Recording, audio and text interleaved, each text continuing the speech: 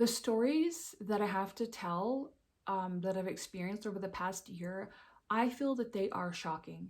They are shocking because of the way that I behaved when I was in a state of fear, and also the way that people behave towards me in a similar state. I'm going to share those stories here today. You'll see it obvious that I changed my opinion on the situation over the course of the year as more information started coming out. If you take anything away from this video, please let it be to click the links I have below this video in the description. These are not just some random things. These are the most important sources of information I have found on these topics in this entire year. They give the most concise, scientifically backed material. The first links to a video on the website of my good friend Peter Temple, and the video that he's linked, you have a doctor, an American doctor and lawyer who receives a standing ovation, giving her experience and research on everything that's going on now and the conclusions that she's drawn from it. It's extremely important that Black people and brown people watch that video, white people and anyone in between as well. So for me, like most of you, this whole thing ramped up in March of last year. I was living in Calgary, Alberta, Canada, where I had lived for the past 4 years approximately. And I have to say, Calgary is probably one of the most beautiful, best cities that I have ever been to. So I'm so lucky to have been able to live there. But I will say that right from the start when I moved there, I had moved there, coming out of living in the mountains. So there's a really big cultural shift in a number of ways. I remember I couldn't sleep for weeks because of like the light and the noise, which wasn't even, very intense, but just from being used to being in pitch black and complete silence to, the sounds of the city. But I also began noticing just the general vibe was not good. I could feel a lot of despair and hopelessness from businesses. I talked about how I saw those problems on 17th Ave in my previous video, how the city was shutting down the most busy part of Calgary for tourism and shopping during the busiest times. They were completely blocking it off for construction. And you'd go there and there was no construction going on, but everything was blocked off. So Calgary was still kind of feeling like we're in this recession from, the problems we had with oil and the fires in Fort McMurray. I was just seeing more and more things that disturbed me. More drug addicts, drunk people walking the streets, ranting, screaming, more theft. Someone came and smashed one of my car windows out in the middle of the night for no reason. I had already taken the precaution of taking every single thing out of my car and leaving all the dash and the center console and everything wide open before I went to bed at night, because the crime there is just unbelievable. There was no point in even locking your bike up. All bikes get stolen. And there were a lot of assaults on women. And I saw these things increasing as I was living there, and just even being in the apartment that I lived in. It was in a nice neighborhood, quiet apartment.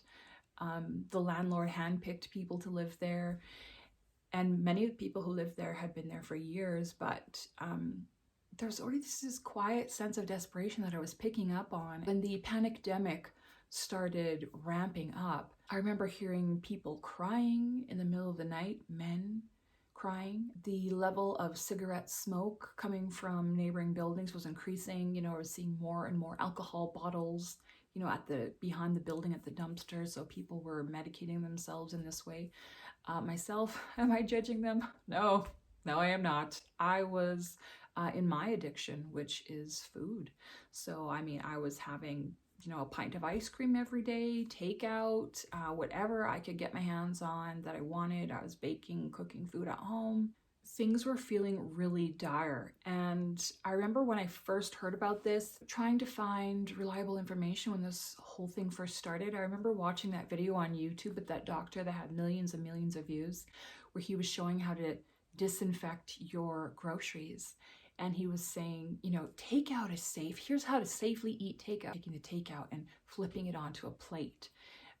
so that like the outside package wasn't touched, and showing how you have to disinfect the outside of all of your groceries and let them sit. So, you know, I had been prepping as well as I could, living in an apartment for a while. But I remember thinking, you know, I need to go and stock up on a lot of things just in case that I can't leave my house. So there I was one of the first people to be wearing a mask in Calgary.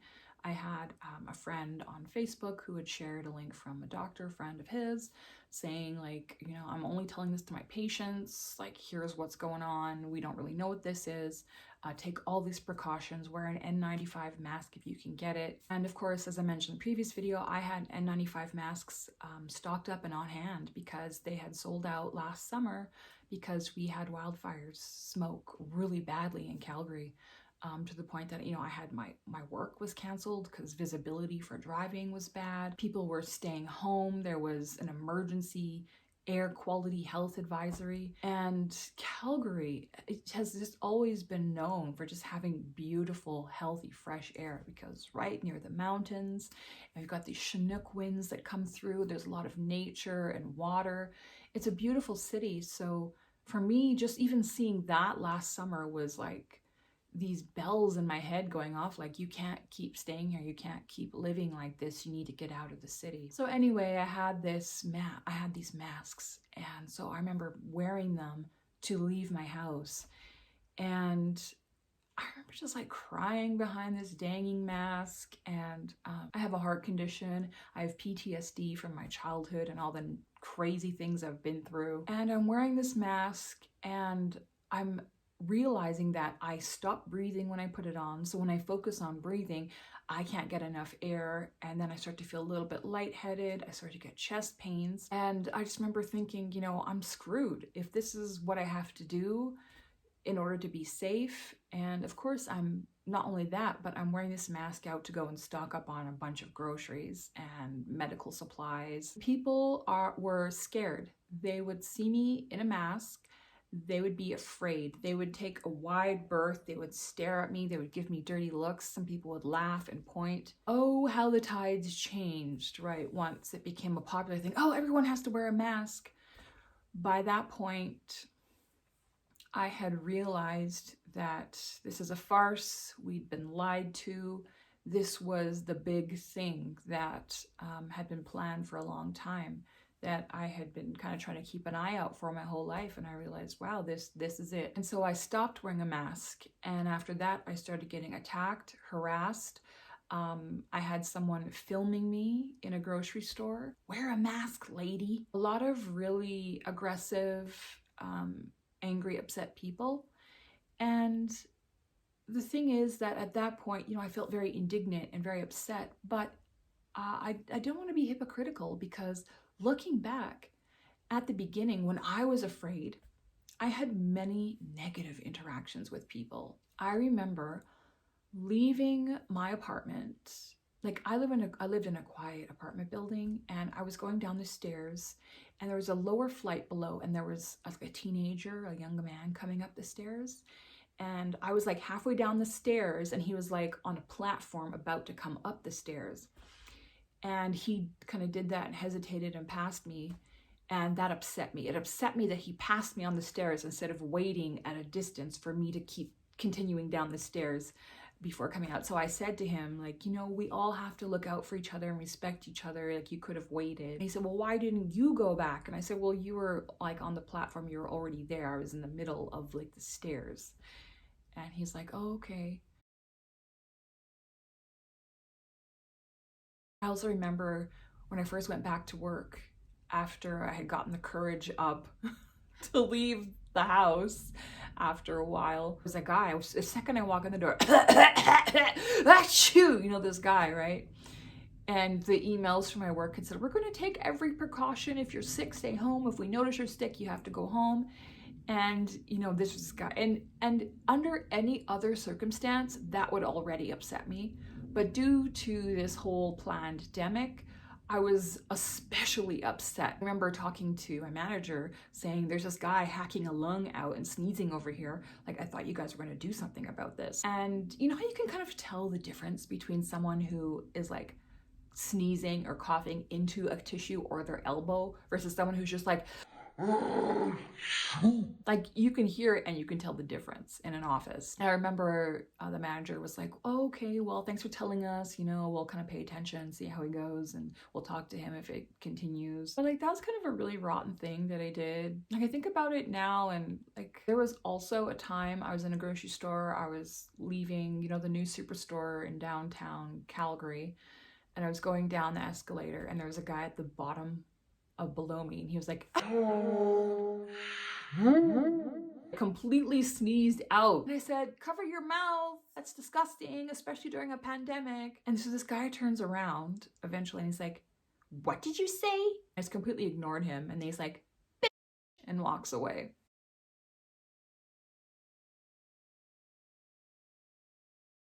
I remember going to my vehicle and it was like freezing cold outside and using Clorox wipes to wipe down all the handles with gloves on.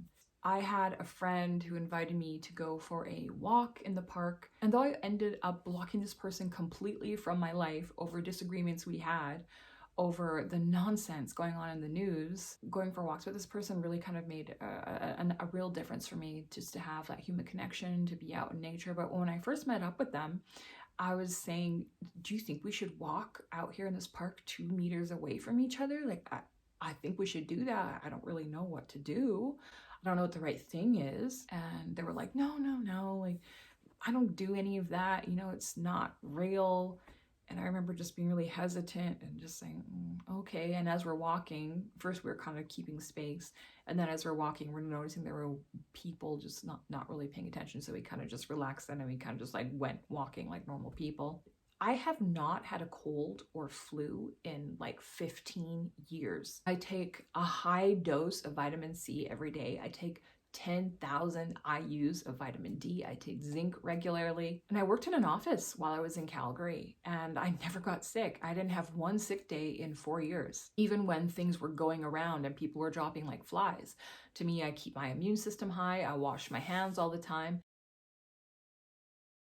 I remember thinking to myself, planning what would happen if and when I eventually got this flu. I remember putting things around my house, things that would hydrate me on a low level so that if I had trouble standing because my lungs were filled with fluid, that I could reach these things and care for myself without having to risk someone coming in to help me and infecting them. I remember thinking, if I end up in the hospital and there's a shortage of respirators, they can give it to somebody with a family, somebody who doesn't have a heart condition, making that choice. And I remember thinking, would I rather die on a respirator or off a respirator? Because it's a worse way of dying. These were the kind of thoughts I was having. I seriously thought that I was going to get this and I was going to die from it sooner or later.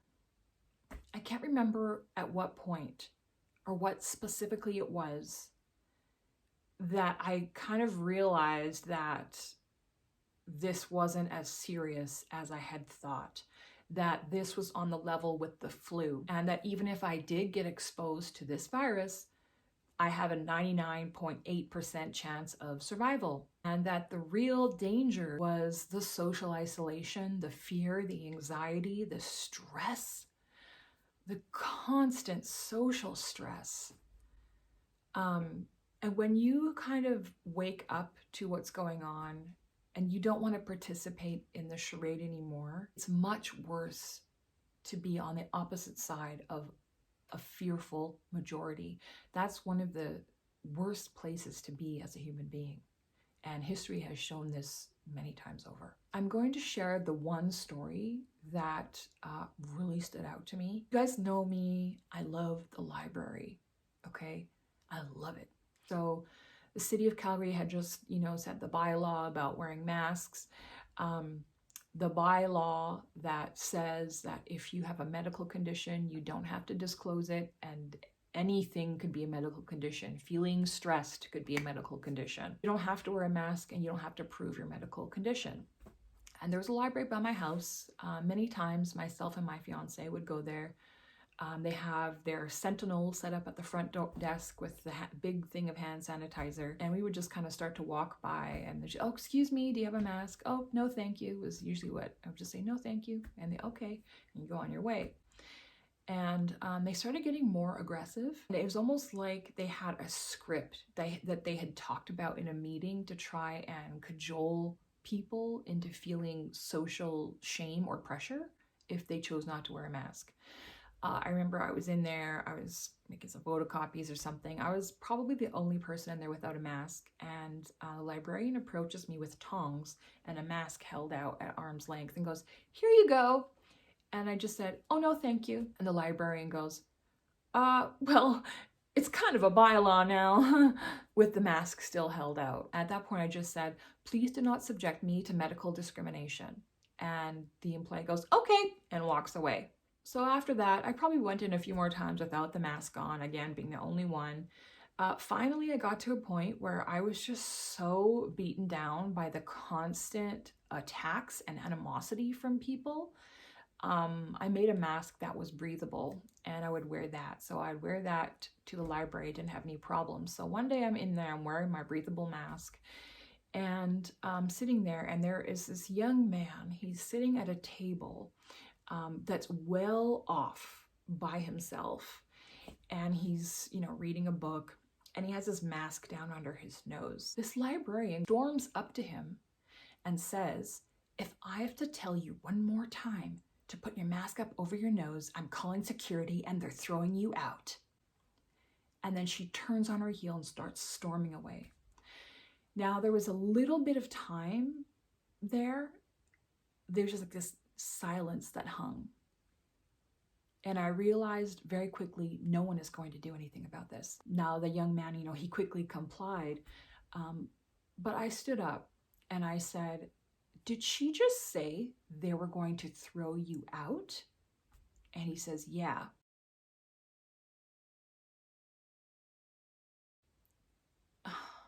Even just talking about this now, the inhumanity, the insensitivity, the unnecessary aggressiveness of this. I took off my mask completely at that point. The librarian had stopped where she was storming off, turned around, she was watching the whole thing with, and scoffing like, ah. I said, if you can't breathe, please take your mask off. This is a city employee. She should know that you're not required to provide proof of your medical exemption. It is not a law for you to wear this mask. You can take it off. And the kid said, really? And he took his mask off and he was smiling. And I said, yeah, enjoy your work. And with my mask completely off, at that point, I was like, you know what, forget this. And then I went and sat back down. And the librarian, apparently she only had the guts to stand up and bully children, right? Because she had nothing to say. She stormed off. So I stayed there for about, another half an hour. And then me and my little maskless self, I got up and I was gonna, head out. And as I walked by, the kid was like, hey, can you show me where that is? Like, how did you get that information? And I was explaining to him, just go here and look it up. And as I'm talking, you could almost feel the tension of everyone listening who was around. And one guy pipes up, and I've experienced this numerous times during this time. You have these people who are not used to confrontation.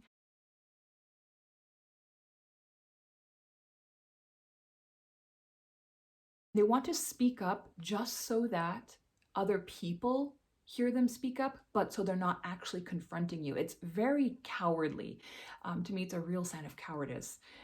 This also happened to me on the Las Vegas Strip this winter, where I was with my husband. People were trying to complain to us that we did not have masks on the Las Vegas Strip outside. And that was really funny because this guy, we completely ignored him. He just kind of made this sad little attempt to kind of step off, look around. I don't know if he's looking for policemen or street security, a mask-conscious gang member. But anyway, so this guy goes, just leave. And like I said, it was just loud enough so that other people could hear, but not loud enough to actually confront me and get me to stop, right?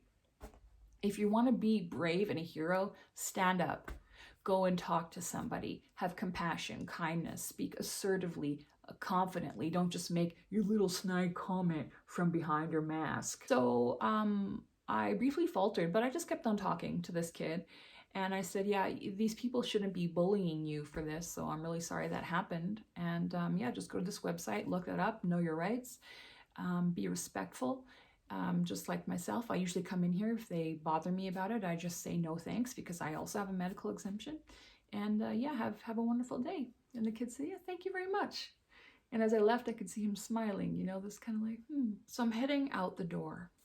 And as I approach the exit, I see all the librarians who had been twittering, you know, off in their little corner, start to approach the exit, and they line up along the wall. This alone was really hostile and aggressive behavior. And looking back, I regret two things. One is that I didn't stay there in solidarity with that kid, because I don't know what they did after I left. I should have said, you know, how much longer are you going to be? Like I can stay here and wait with you. That was my first mistake. My second mistake was taking the bait, because like I said, I was just like meters from the door. So there was absolutely no point in saying this. But one of the librarians says in this really snide voice, you weren't 6 feet away when you were talking to that kid. Now, like I said, I wish I had just kept walking at that point, because there was absolutely no point in responding to that. It wasn't like she was trying to tell me something for the welfare of that kid, because like I said, I was leaving. It just was kind of like a way of getting a dig in at me, because I was already walking out the door. So I said, well, you guys are not 6 feet apart. You're not 6 feet. You're not 6 feet. Because like I said, they were all lined up together, you know, that I had to walk past them as I was leaving the exit. And there was maybe like 6 or 7 of them. And then in perfect unison, they all angrily shout, we're wearing masks! And at that point, I was really startled. Like, I am a brave person. I will speak up when I see injustice.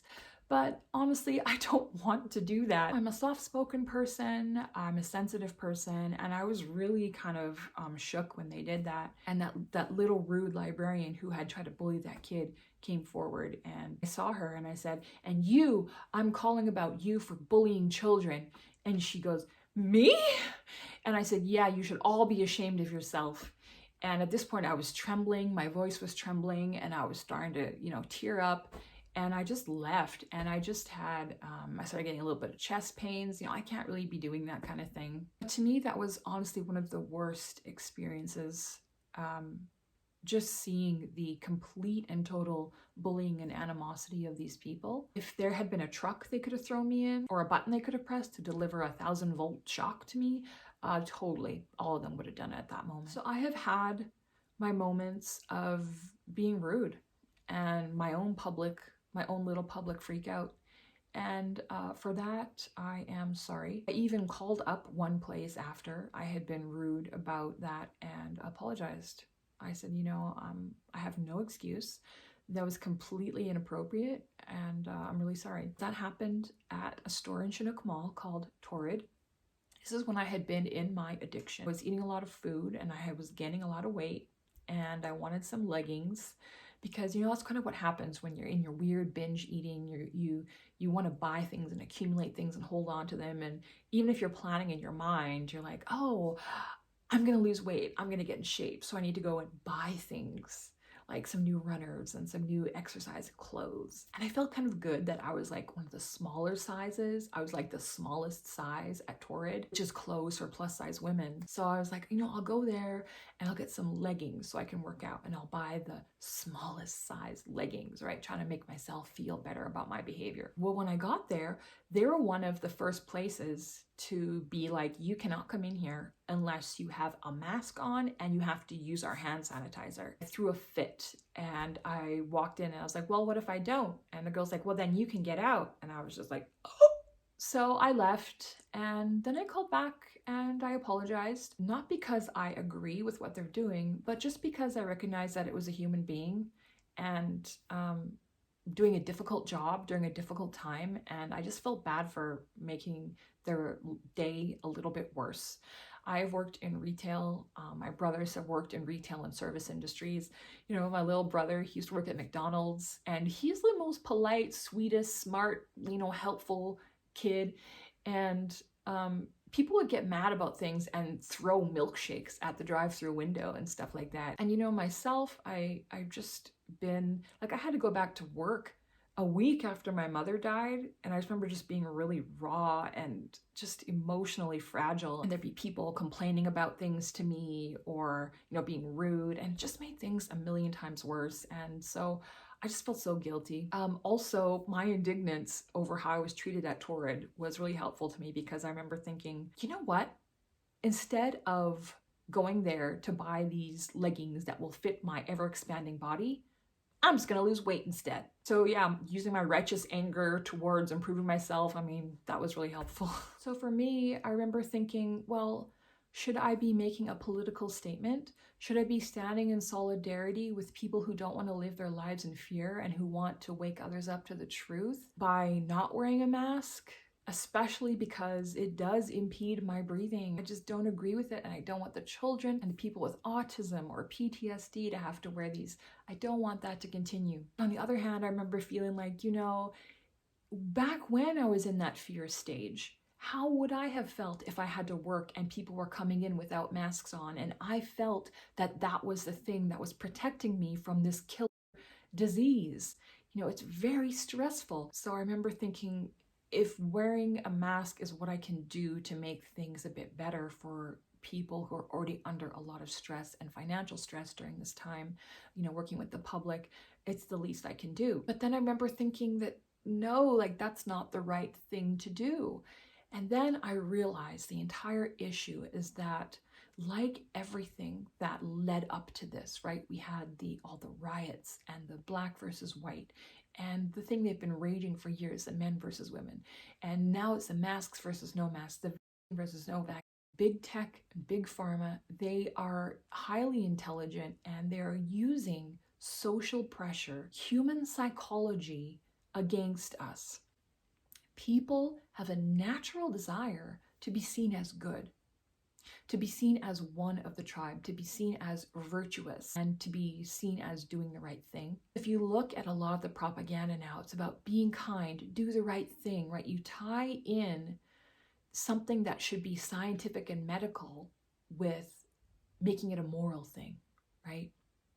And that to me is so wrong. You have people believing that other people's behavior are leading to the deaths of your family and friends. And so you have people willing to attack others because of this fear.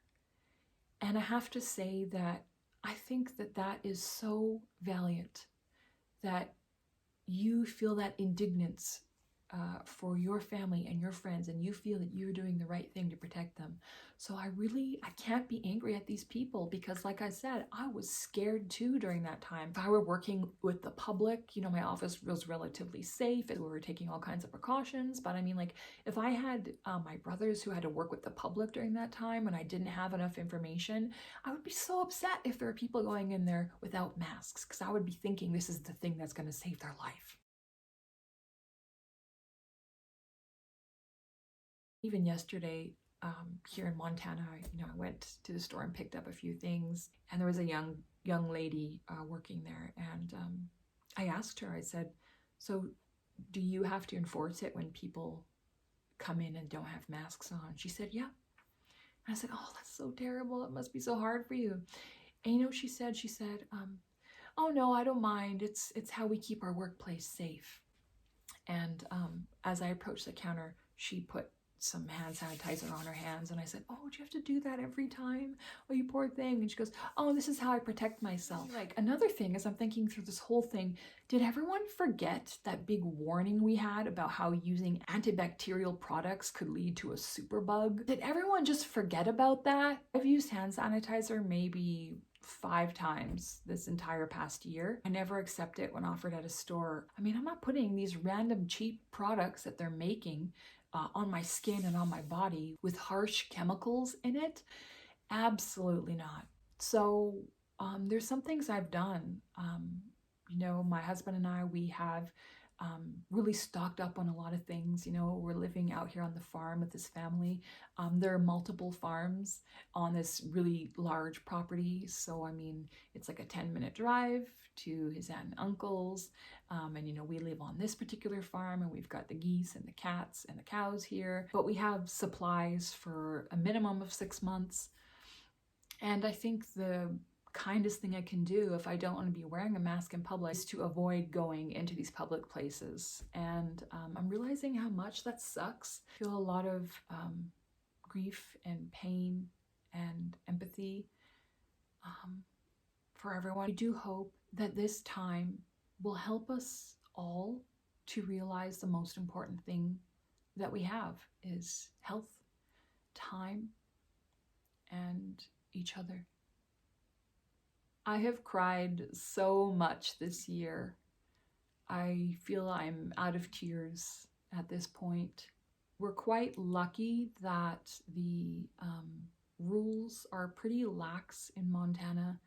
There is even a swimming pool that's open in Kalispell now, which is really great. We had some wonderful dining experiences at Mediterranean Grill in Helena, and also, where's the other place that we went? We went to this really great pizza place in Great Falls. Take responsibility for your life. Worry about yourself and not the actions of others. Seek for the truth.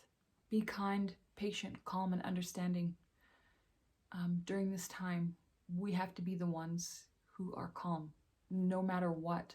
There was a point where I was starting to see people in me versus them type of terms. And now I decided to see people who care about themselves and they care about their family. And maybe they're afraid and stressed out. Regardless of whatever choices they seem to be making, I want to be able to treat people like people and not antagonize them, because that is ultimately what the people who are in charge of all of this want. They want us antagonizing each other so they can further divide and tear apart society. They want us each in our little individual pod apartments, easily controlled in the city, you know, eating soy burgers with VR on and Netflix and porn and no social connection. And the best way to counteract that is to live fully, to make connections, to be in your faith, to seek for truth, righteousness, to live with courage. And that alone can make life worth living. So thanks so much for watching. Take courage. Godspeed, my friends. And I'll see you again soon. Bye for now.